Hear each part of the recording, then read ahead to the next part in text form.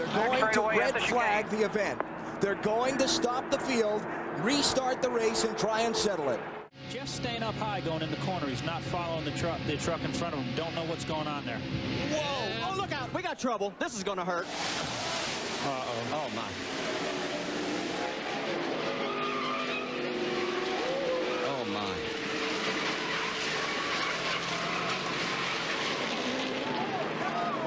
Yep. Keep your fingers crossed.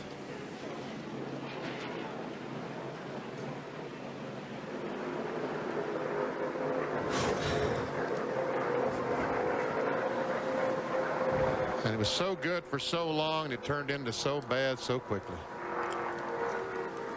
We'll be back to see what happened. And as I said, keep your fingers crossed, folks. We're at Daytona. The trucks have been stopped back before. There you see them lined up right before they would come into pit in. Drivers are staying in the trucks right now. Then the the green car goes down. He and Kurt Busch go up, and they touch the 46 of Rob Morgan, and in the outside retaining wall goes Jeffrey Bodine. The truck comes totally apart. You'll see the motor flying off there on the left upper portion of your screen. It ended up about 300 feet further down the track. One more view. Look how high he got. I've been around this sport since 1960, and I've never seen a crash that a vehicle was torn up that bad. There's Jeffrey Bodine after he was taken out of the truck trying to get the oxygen mask off as he's taken to the ambulance. Benny, just a terrible crash, but all of the safety equipment mandated by NASCAR, the rollover cage, the fireproof equipment, and the catch fence did its job. Terry Cook has not. Whoa, whoa, whoa, whoa. Oh, trouble in the back straightaway. Hard into the wall. Goes the 60 truck and Travis Kvapil. 5, 6, 7 trucks involved. Matt Crafton sliding sideways. Lance Norrick in the 90 truck. Heavy contact by Matt Crafton on the inside wall. Lance Norrick in the 90 is involved. There's Norrick's truck is rolling. Billy Lester was involved in the 8 truck. Here's what happened a moment ago. See, Jason Leffler for some reason came down away from the wall, got in the back of Travis Kvapil, turned him around. That's what started this accident. And the rest of these guys had absolutely nowhere to go. The smoke and trucks in the middle of the racetrack. And you see Rick Crawford flying through the infield. See if he can avoid Billy Lester there. He does, fortunately. Good news is that Matt got out and got into the ambulance. And we are under a red flag. There is the red flag from Jimmy Howell on the flag stand, as we are showing 96 laps complete. Let's show you from Jason Leffler's onboard camera here.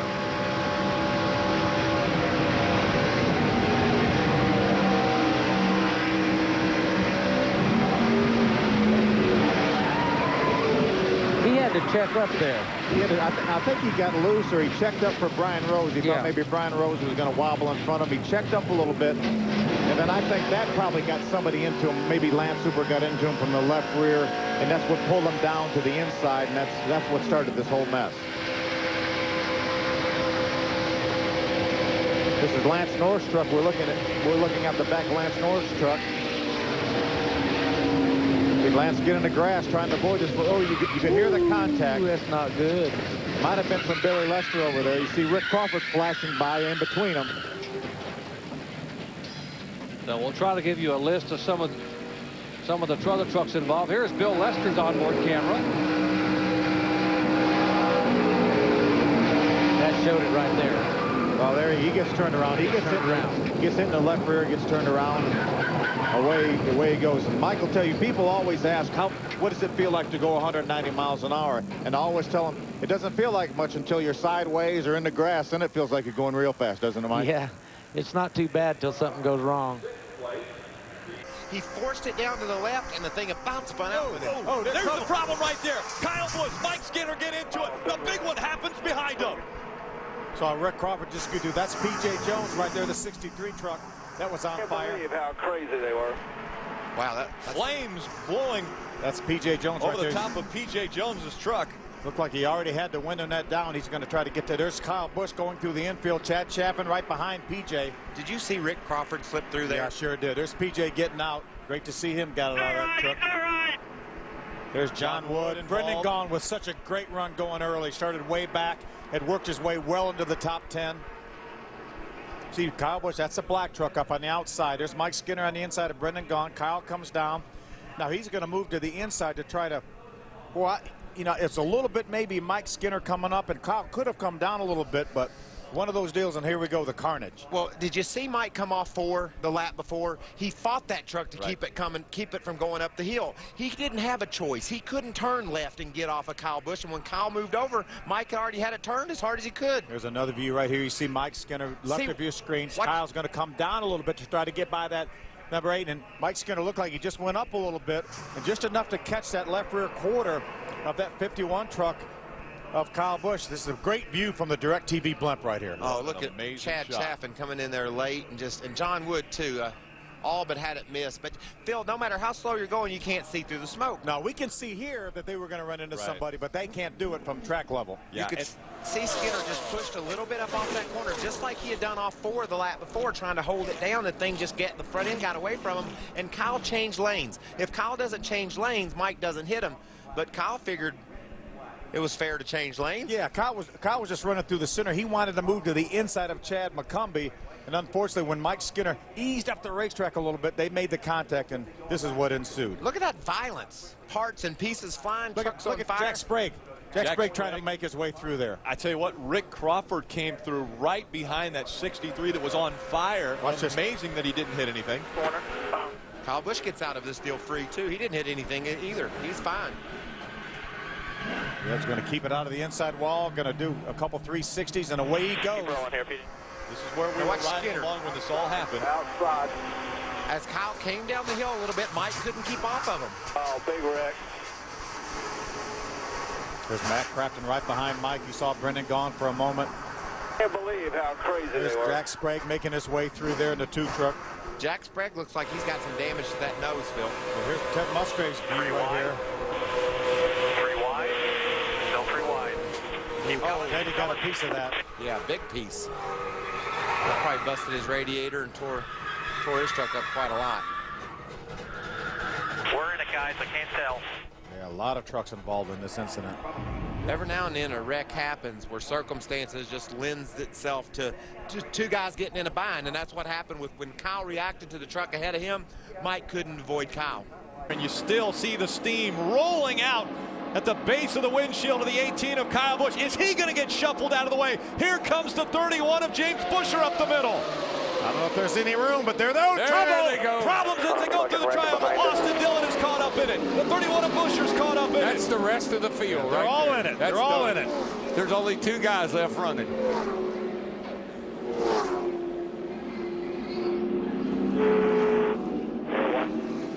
The 2 that made it through, Elliott Sadler, Michael Waltrip.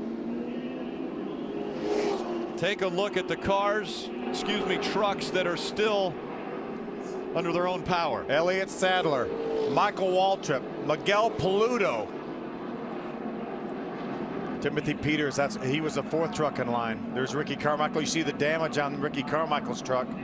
You know, I believe if the 18 hadn't gotten hot and started blowing steam out. Hot, Jennifer Jo Cobb pulls up next to Kyle Busch and voices her displeasure. Not sure. I'd have to see all the replays to see what that's all about. There's another view. Watch behind the blue truck now. Watch behind the blue truck. He'll catch the 29 of Parker Kligerman. I don't think the 51 was into the back of him, DW. It almost looked like the 32 and the 18 made some contact. Blocks the track, and nobody had anywhere to go. Ricky Carmichael did a nice job going down through the grass to avoid that. About a $500,000 junkyard right there. We just keep looking at this. We'll figure it out. The 31 is going to squeeze in right here, and this is what starts to create the commotion. Looking. Yeah, here we're going to. You see Buescher start wobbling there a little bit. Little bit of movement. What's then maybe the 93 of Cole Witt may have got into Brad Sweet possibly, right into his left rear corner. How about Miguel Paludo, that white truck, avoiding that's going to end up in the 3rd spot when they get to turn 1. But Phil, you know, when they start moving around like that, all that movement, you really don't have control of your truck. You talked about at the very opening of the show.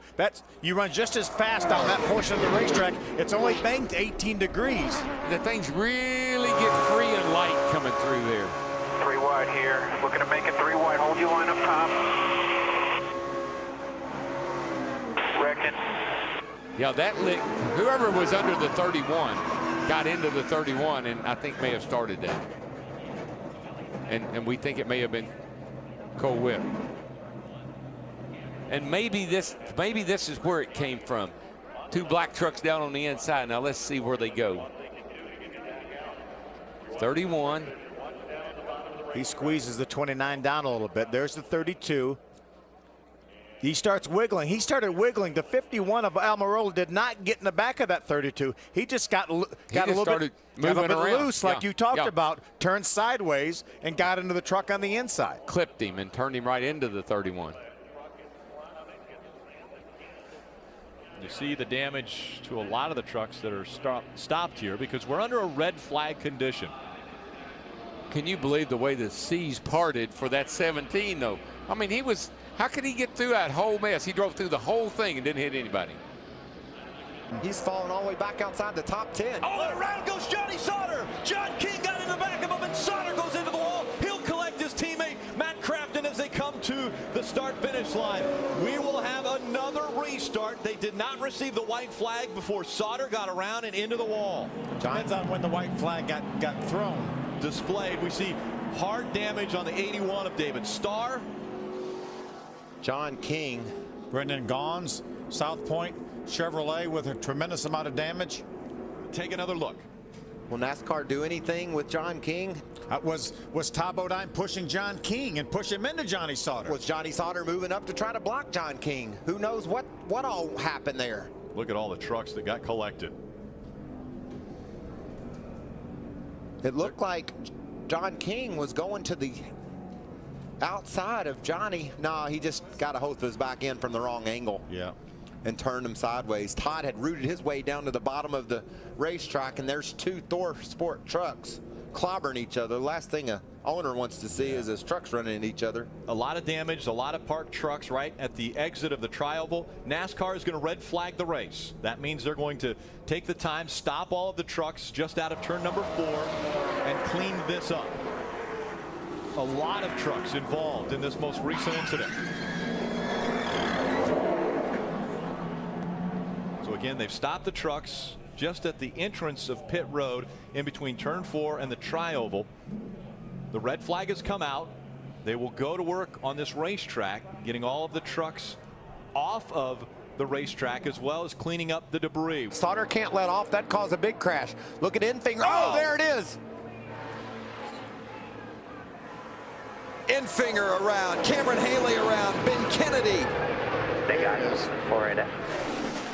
Huge crash in turn 3 at Daytona with 8 to go. I didn't see any way they could continue to run like that. Look at Terrio, tore all to pieces back there. Fast truck. Ben Kennedy involved, William Byron involved, Suarez, there's Chris Fontaine. Terrio with such a great truck. Yeah. Wow. Oh, look at Crafton. Really, it's amazing Crafton didn't get more damage than that. He did a heck of a job saving it. He was right in the eye of the storm. Yeah, the bad luck continues here at Daytona for Matt Crafton. That team will have to make repairs, don't you think, Phil? I think so.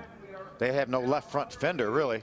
So they've stopped the trucks on the back stretch as you see John West Townley out and walking toward Rico Abreu in the 98 as the red flag has come out with 7 to go. We knew 3 wide wasn't going to work, but it actually happened inside. It looked like the 17 of Peters might have gotten into the back end of the 13 of Cameron Haley. And that was right beside Matt Crafton. He got hard contact. I thought maybe they had a chance to straighten it out, but then it just stacked everybody up so much. And then about 3 or 4 rows back, they started wrecking. You can see he wasn't right behind the 13 of Haley and knocked him into John Hunter Nemechek. Nemechek's able to continue, but behind them, what a mess. Looked like it actually lifted the back end off of that 13 truck up off the ground. He went to Talladega. Oh, hard hit again. 68 of Greenfield. Looked like Matt Crafton might have gotten to the outside wall too, but hard impact. The 28 of Brian Doza, the 7 of Corbin Forrester. Yeah, you see the 88 of Crafton's got heavy damage. Heavy damage to the 88. You're all clear on the top, both sides.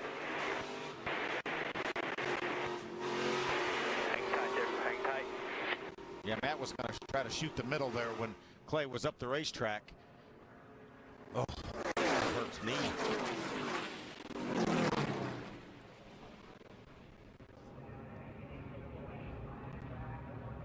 Look at Cody Goff on that job he does. He was right behind the 0-2 of Austin Hill. Austin got his right front fender damaged. They're running out of time, aren't they, Phil? They are.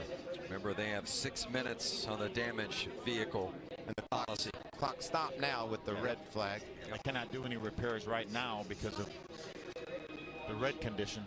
Especially when you're a rookie. Oh, there it goes. In the middle. Oh, no. Austin Oh, laid no. himself upside down as the 45 of Majeski.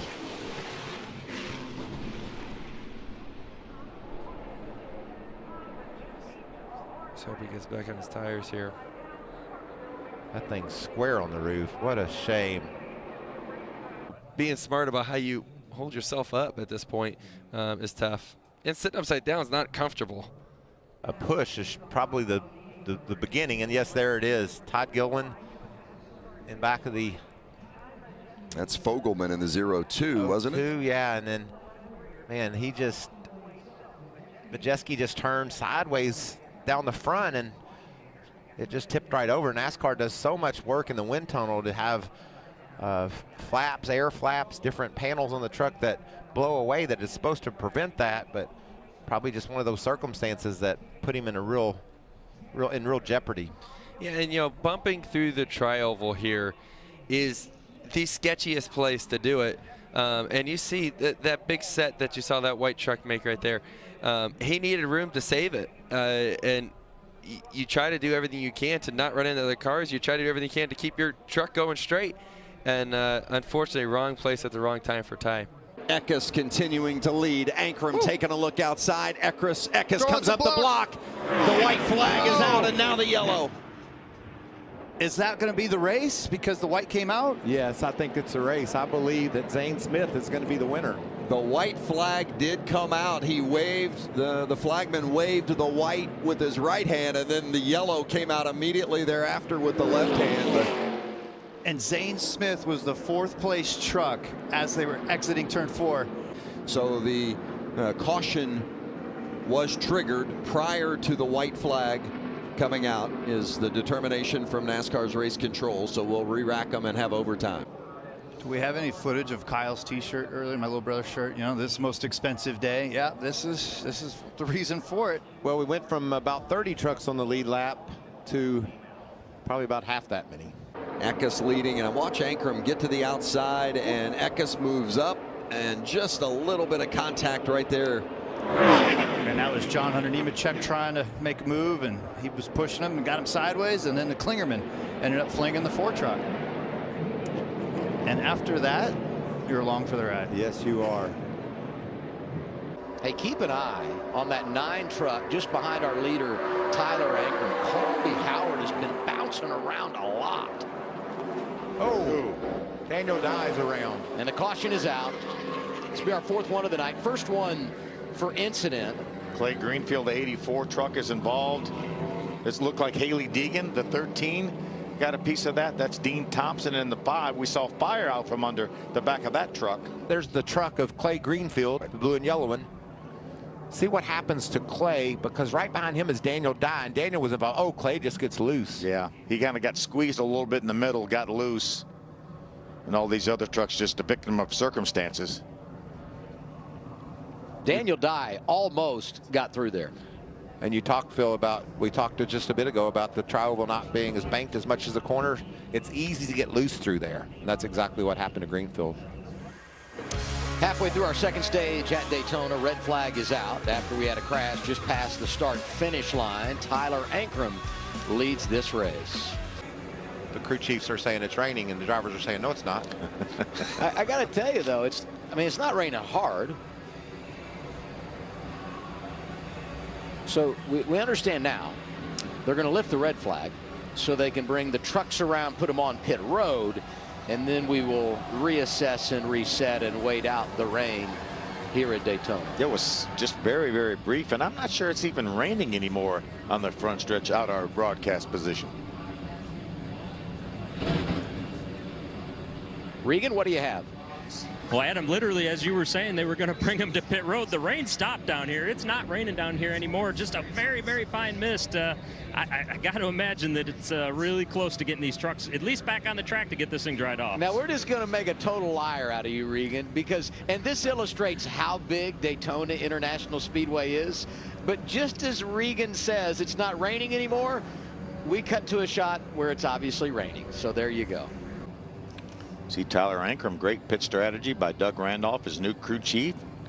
Got him the lead, got him in front of that situation.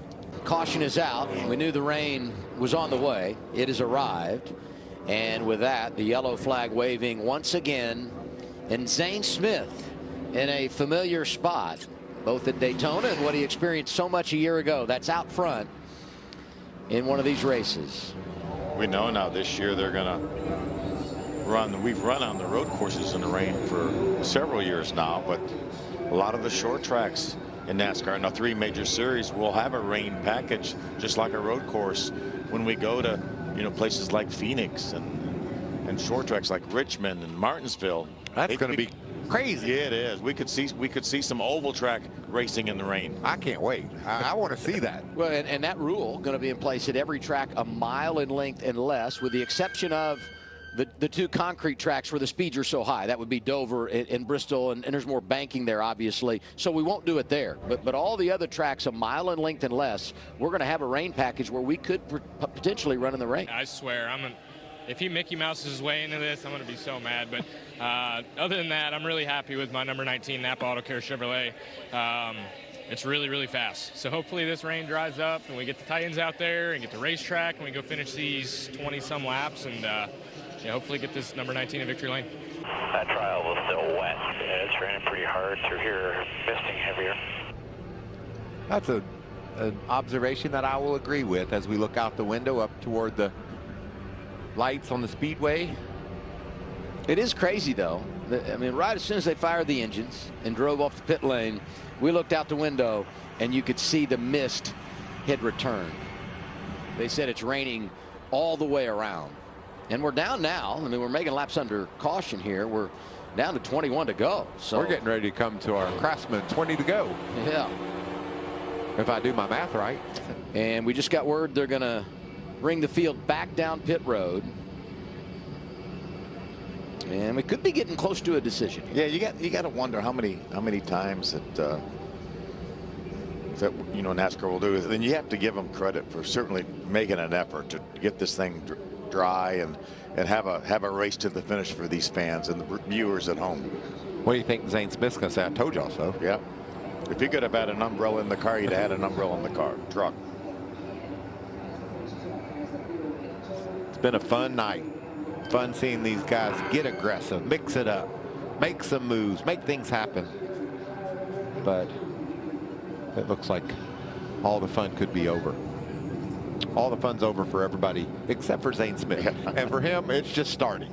These guys, I think, believe the end is near as the rain continues to fall here on the front straightaway.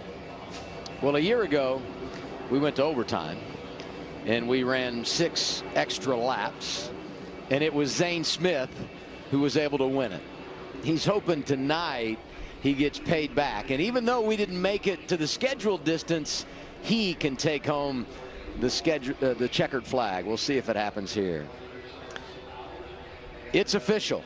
Zane Smith has won the rain-shortened event here at Daytona. Back-to-back for Zane Smith at the World Center of Racing. And he just got the word from his crew. We were watching when it happened. Absolutely. That's awesome. There it is.